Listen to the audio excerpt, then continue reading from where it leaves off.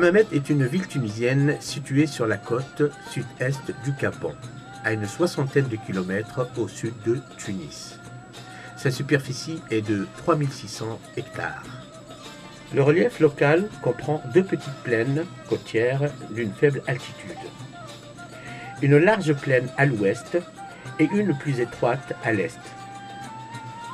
Ces deux plaines se terminent sur la mer par des plages sablonneuses longeant le littoral sur une vingtaine de kilomètres.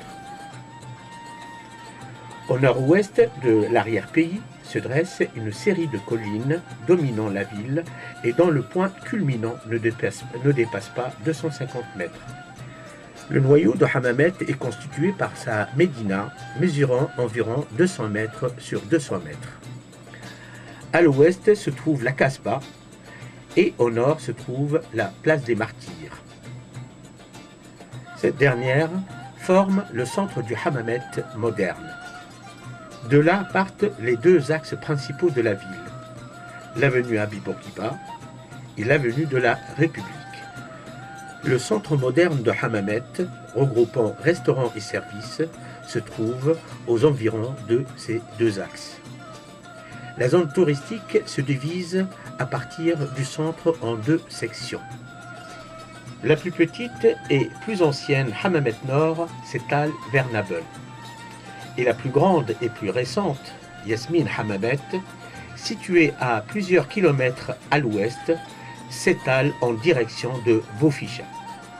À 3 kilomètres du centre se trouve un centre culturel, dans l'ancienne villa du milliardaire roumain Georges Sébastien, qui abrite chaque été le Festival international de Hammamet.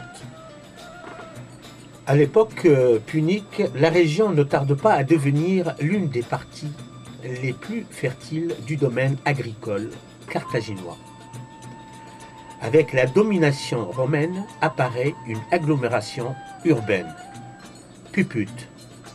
Sous les Romains, Puput connaît un développement remarquable. De simple vicus, elle accède au rang de colonie honoraire, Colonia, Aurelia, Commoda, sous le règne de l'empereur Commode, entre 185 et 192, dans le cadre de la romanisation de l'Afrique. En 678, avec la conquête arabe du Gabon, Puput est passée sous silence par les sources arabes. La cité désaffectée tombe en ruine, car les Arabes, pour des considérations d'ordre géostratégique, lui préfèrent le site de l'actuelle Médina, sur un petit cap au nord de Puput. Le nom de Hammamet est mentionné pour la première fois par le géographe arabe Al-Idrisi au XIIe siècle, dans un ouvrage qu'il aurait composé vers 1154 sur ordre du roi normand Roger II de Sicile.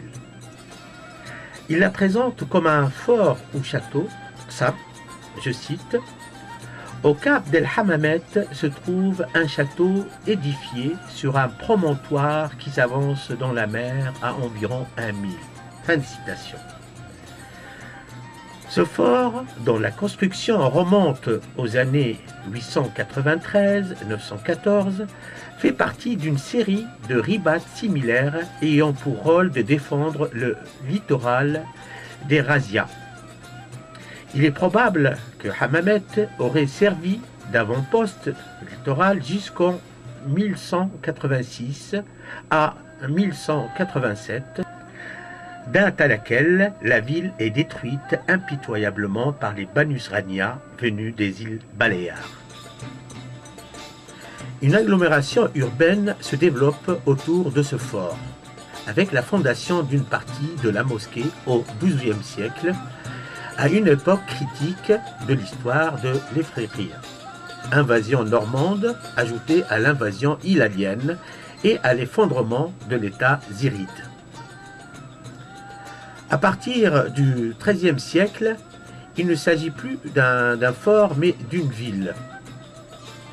Un voyageur marocain parle en 1289 de la petite ville de Hammamet et de ses remparts blanchis à la chaux. Sous les Hafsides, on s'empresse de construire les remparts de la ville qui auraient été achevés vers le milieu du XIIIe siècle pour renforcer l'armature défensive du littoral. On ordonne par ailleurs d'achever la construction de la grande mosquée de Hammamet. Les deux monuments, comme tant d'autres, sont construits en matériaux prélevés sur des sites antiques voisins. La ville prend alors une certaine importance et devient le lieu de résidence du Kati. En outre, il semble que la ville connaisse par moments une relative prospérité économique, qui explique en partie les incursions et les assauts acharnés dont elle fait l'objet tout au long du XIVe siècle de la part des pirates pisans et catalans.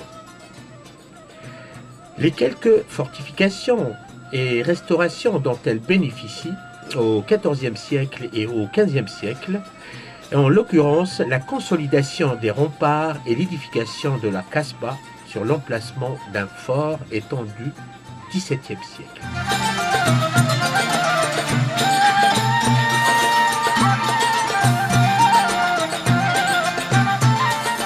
Au XVIe siècle, son déclin s'accentue.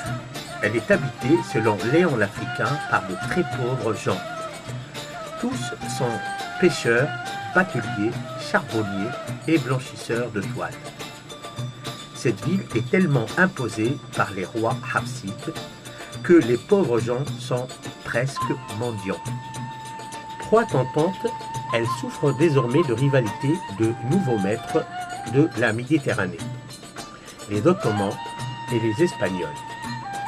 Ces derniers finissent par s'imposer. La ville est conquise et la population subit des atrocités en raison de sa neutralité dans la rivalité hispano-turque.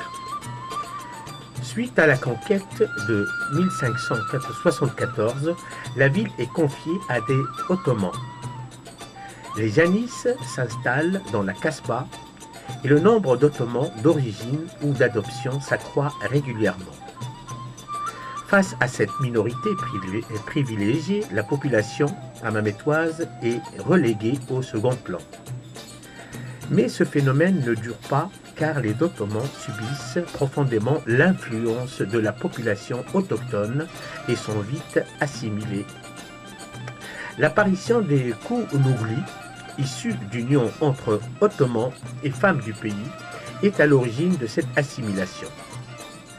Hammamet souffre également de la concurrence entre les États chrétiens et les régions barbaresques. Celle-ci fait l'objet de deux razzias célèbres opérées par la flotte de l'ordre des Chevaliers de Malte en 1602 et 1605. Ainsi, la première expédition est un succès pour les chevaliers, mais la population prend sa revanche lors de la deuxième expédition, qui est un échec retentissant sur l'ordre de Malte. Depuis, le nom d'Hammamet, défiguré dans les langues latines en Mahometa, Mahomet et même Emmamet, devient célèbre en Europe occidentale. Avec l'afflux des réfugiés andalous chassés d'Espagne au début du XVIIe siècle, l'agriculture maraîchère et l'arboriculture connaissent une relance remarquable au cours des XVIIe et XVIIIe siècles. Hossein Ier Bey, fondateur de la dynastie hossénite, visite la ville en 1727 et ordonne la construction d'une nouvelle mosquée et la restauration de la grande mosquée et des remparts de la Médina. Sous Hamouda Pacha, l'artisanat textile connaît un essor remarquable. Mais le XIXe siècle est une période de difficulté au cours de laquelle la population devient de plus en plus victime de la ponction fiscale des beys et de la pression européenne. En 1881, la ville est conquise sans grande résistance par la Compagnie franche de Tunisie, placée sous les ordres du commandant Désiré Bordier. Venu conquérir Hammamet, Bordier est conquis à son tour par la magie des lieux et y fixe sa résidence et sa dernière demeure. Désormais, la ville subit le choc de la modernité. La Médina, avec ses différents pôles et structures, se marginalise progressivement au profit d'un nouveau noyau urbain extramuros. La ville inaugure plusieurs commodités urbaines. Chemin de fer en 1899, électricité, téléphone, école française, église catholique en 1884, etc. Avec la création de la municipalité le 19 novembre 1942, d'autres commodités sont introduites. Célèbre pour ses citrons, Hammamet jusqu'en 1930 demeure avec Nabeul la première zone agricole du pays. De nombreux écrivains voyageurs en quête essentiellement d'exotisme et de pittoresque décrivent et chantent la beauté d'Hammamet par l'image et le texte, contribuant ainsi à la renommée de la ville. Dès lors, Hammamet devient une station de villégiature hivernale fort prisée et déjà assez fréquentée au début du XXe siècle. Le grand peintre Paul Klee, lors de son passage à Hammamet en 1914, est ébloui par sa lumière, ses couleurs et ses formes. En la découvrant, il écrit « J'ai compris en découvrant cette petite bourgade de pêcheurs que l'art ne rend pas le visible, mais qu'il le rend visible. » Fin de citation. Avant la Première Guerre mondiale, Auguste Meek, Gustave Flaubert, Guy de Maupassant, André Gide et Oscar Wilde sont également séduits par la ville. À la suite du crash du Wall Street en 1929, un milliardaire roumain, Georges Sébastien, découvre Hammamet et s'y fait construire une villa de rêve. Il y invite ses amis. Séduits par le charme de l'endroit, certains acquièrent de petites maisons dans la Médina et les transforment à leur goût, alors que d'autres préfèrent construire à la campagne de somptueuses villas imitant le style arabo-musulman de la villa Sébastien. Hammamet attire alors d'autres célébrités telles Jean Cocteau, Wallis Simpson et duc de Windsor. La Seconde Guerre mondiale met à dure épreuve la population hammamétoise. Le palais de Sébastien est réquisitionné en 1943 par le maréchal Rommel, qui y installe son quartier général. Durant la guerre, d'autres célébrités de passage fréquentent les lieux.